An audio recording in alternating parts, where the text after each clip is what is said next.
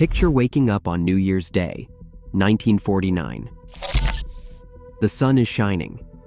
The temperature sits in the mid-30s. Cattle graze on ground that was covered with snow just days before. Children play outside. Families gather for one last holiday celebration before the kids head back to school. It feels like spring has come early to the Great Plains. 24 hours later, the world had ended. Temperatures had plummeted to 40 degrees below zero. Winds screamed at 80 miles per hour.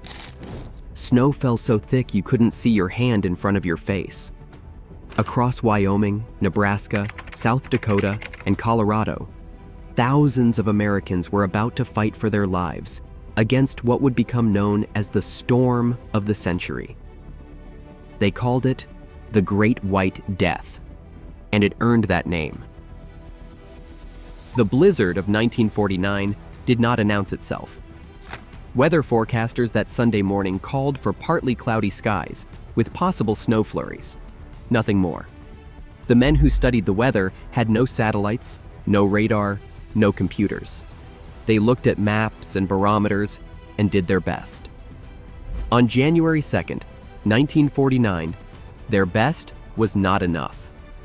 Some ranchers, though, knew something was wrong. Joy Fairhead, a rancher south of Martin, South Dakota, called his son home from a family gathering that afternoon. He told his son he felt a bad storm was coming. What he saw in the sky made him hurry home to secure his livestock before the world turned white. If you lived through it, or if your parents or grandparents told you stories about that winter, prepare yourself. What happened across the American heartland that year was unlike anything before or since. The storm appeared like a wall. Survivors described looking northwest and seeing a dark gray cloud advancing across the prairie, moving fast, swallowing everything in its path. Bill Miskimans was driving back to his family's ranch near LaGrange, Wyoming, when he ran into it. He said hitting that cloud was like hitting a wall. One moment sunshine, the next, total whiteout. Within hours, the temperature dropped 40 degrees or more. Roads that were clear at noon were buried under 10-foot drifts by nightfall. Cars stalled, then disappeared beneath the snow. Travelers who had set out for afternoon drives found themselves fighting for survival before dinner time. The snow itself was strange, not the soft, fluffy flakes of a Christmas card. This was hard, granular, like salt or sand. One survivor described it as snow from hell. It found its way into everything, through keyholes, under doors, into vehicles that seemed airtight. The wind drove those ice pellets with such force, they scoured exposed skin, lacerated faces, and packed into the nostrils of livestock until the animals suffocated where they stood. The wind was the real killer. In some places, it scoured the ground bare. In others, something as small as a pebble could generate a 10-foot drift behind it. It wasn't just the amount of snow. It was how the wind moved it, piled it, packed it into cement-hard barriers that no plow could penetrate. That first night, across the northern Great Plains, the only sound was the howling wind. No cars, no trains, no help coming. Just families huddled in farmhouses, their coal fires burning low, their food supplies uncertain, wondering if they would survive until morning. Thousands didn't make it home that night. Some were lucky. Their cars stalled near ranch houses where strangers took them in without question. In one small Wyoming home, 42 people crowded into 4 rooms. There wasn't enough space for everyone to sleep at once, so they took turns. Some stood while others rested. But others weren't so fortunate. A man named Andy Archuleta was visiting friends in Pine Bluffs, Wyoming, with his wife and baby when the storm hit. Everyone told him to stay the night. He thought he could beat it home. 2 miles outside of Burns, his car bogged down. When rescuers found the vehicle the next day, only the radio antenna was visible above the drifts. They dug down to find the family frozen to death. Huddled in the back seat around a hubcap Andy had pried from his tire and filled with burning rags. Another family of 4 abandoned their stalled car and tried to walk home through the storm. They were found frozen together in death just 1 mile from safety. The aunt was still reaching toward the little girl. The uncle still clutched the boy. The official death toll would eventually reach 76. Unofficial counts ran higher. Some bodies weren't discovered until spring thaw, frozen in the positions they died in, preserved by the cold like monuments to human courage and human tragedy. Stranded motorists perished just hundreds of yards from the nearest house.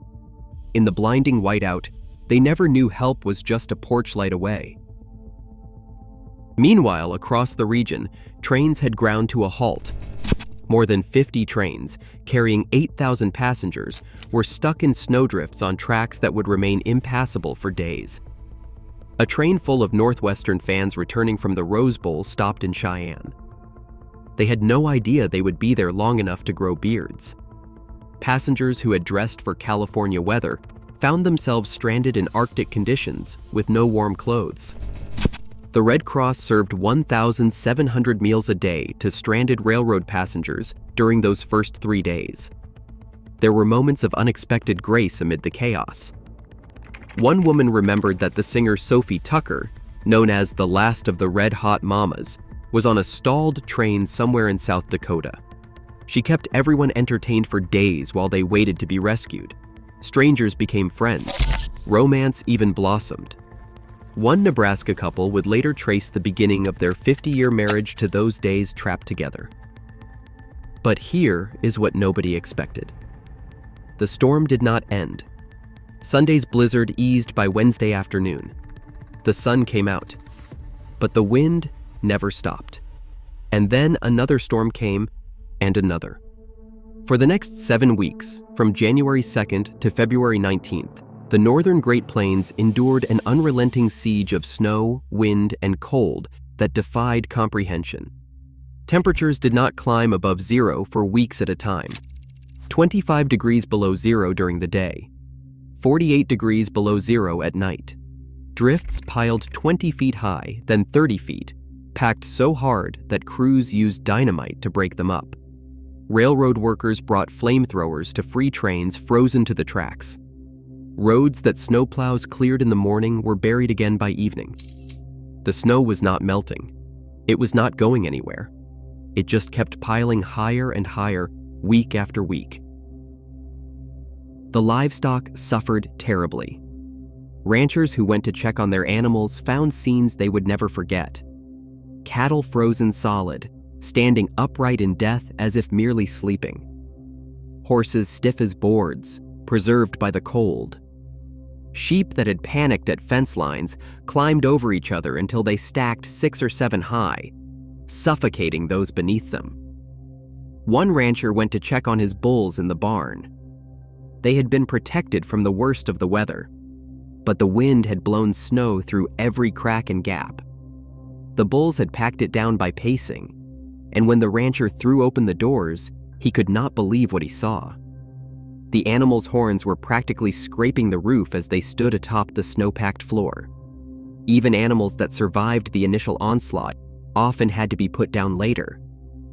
Their feet and legs were too badly frostbitten to save.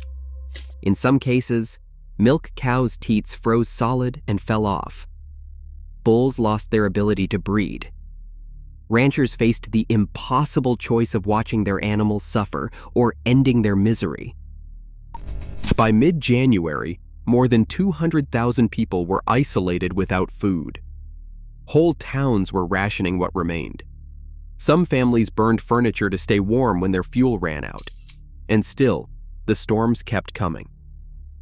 If you think about the America of 1949, you understand how vulnerable people were. 20% of the population in states like Wyoming lived in rural areas. Of those, only half had electricity. Only 30% had a telephone. When the lines went down, families were completely cut off. No way to call for help. No way to know if help was coming. Radio became a lifeline. Stations like KFBC in Cheyenne broadcast around the clock, passing messages between separated families. Anyone knowing the whereabouts of the Jameson family, please telephone immediately. There are 6 men stranded 30 miles north of Cheyenne. These men need food.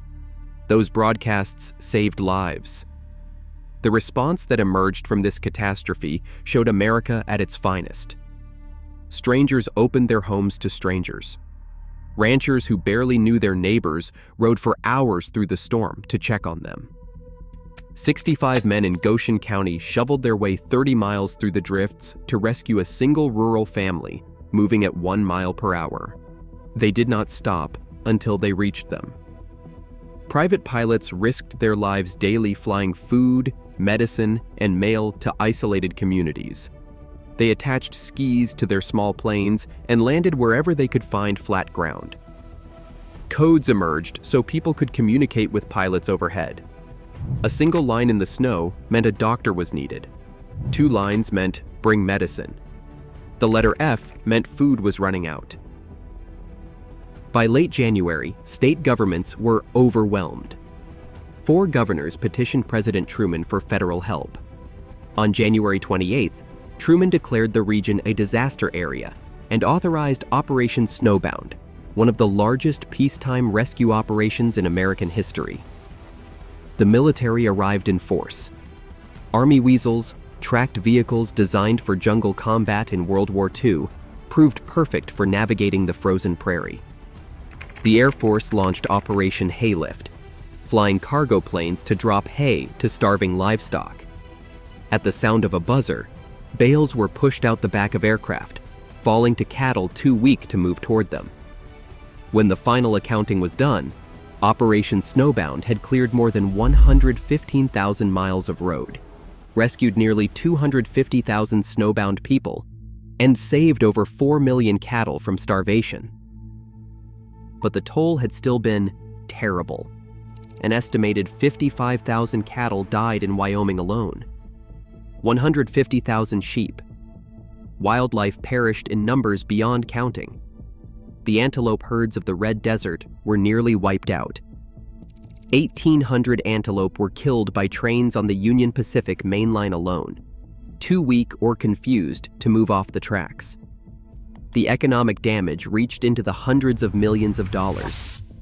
Wyoming alone estimated its losses at $9 million, the equivalent of $110 million today. But the true cost could not be measured in money. Ranching families who had worked for generations to build their herds watched them die before their eyes.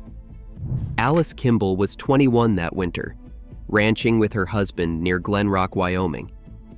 "We lost our whole herd," she remembered decades later. "I think they died of pneumonia." Her voice still carried the weight of that loss after all those years. Yet the stories that emerged were not only stories of tragedy, they were stories of resilience, of neighbor helping neighbor, of strangers becoming family, of Americans refusing to be beaten by anything, even a storm that seemed determined to destroy them. One rancher discovered his sheep had not died after all. They had burrowed into a haystack and survived for days, living off the hay that surrounded them. A farmer near Albin found a pig alive 3 months after the storm, dug out of a snowbank where it had somehow endured. A woman trapped under a drift in temperatures 20 below zero gave birth to a healthy baby boy. One man survived buried under a snowdrift 20 feet deep for over 2 months. Life found a way, even when it seemed impossible. By February 19th, the last of the great storms finally passed. The spring thaw came slowly, mercifully gradual. That summer was one of the greenest anyone could remember, but the people who lived through it never forgot. Children, of course, had their own perspective on that winter. When schools closed for weeks at a time, the frozen world became a playground. Kids made sleds from tea trays and baking sheets. They dug tunnels through drifts taller than their houses. They had snowball fights that lasted all day. 9-year-old Tom Wilson rode out the storm at Bluebell Lodge in Custer State Park, where his parents worked. He would later remember the joy of back-to-back snow days. even if his memory was fuzzy about just how long they were actually trapped there. For children, snow was not hardship. It was adventure. It was freedom. They came home soaked and frozen and grinning, their wool socks steaming by the fire, already planning tomorrow's expedition. Their parents worried about keeping them fed and warm. The kids just wanted to play. Larry Crummer was 14 years old when the storm hit. 60 years later, his memory remained sharp. The temperature hovered around 25 to 30 below zero. It was the coldest that winter I had ever seen in my life. 48 below zero. Nothing compared to that. We had winters with big storms before, but they were not as big as that. They were not as cold as that, and they did not last as long. The blizzard of 1949 changed America in ways both large and small. It exposed the vulnerability of rural communities and spurred investment in emergency planning, better equipment, and improved communication systems. It showed what federal disaster relief could accomplish and helped establish the framework for future responses to natural catastrophes. But more than that, it reminded Americans of something they had learned during the war and were in danger of forgetting during the prosperous years that followed. Survival depends on community.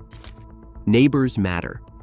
In the worst moments, strangers will open their doors, share their food, and risk their lives to help someone they have never met. The snow that buried the Great Plains in 1949 has long since melted away. The drifts that towered over houses and buried trains are gone. But the memory remains, passed down through generations, a story of the worst winter anyone could remember, and the best of what Americans could be when faced with it. If your family lived through it, if you have heard the stories passed down around dinner tables or at family reunions, hold on to them. They are part of our shared history now, a reminder of what we have endured and what we are capable of when the storm comes. Were you around for the blizzard of 1949? Did your parents or grandparents tell you stories about that winter? Drop a comment below and share your family's memories of the storm that buried America. If this brought back memories or taught you something new, hit that subscribe button and help keep these American stories alive. Until next time, stay warm out there. And remember, no matter how bad the winter gets, spring always comes.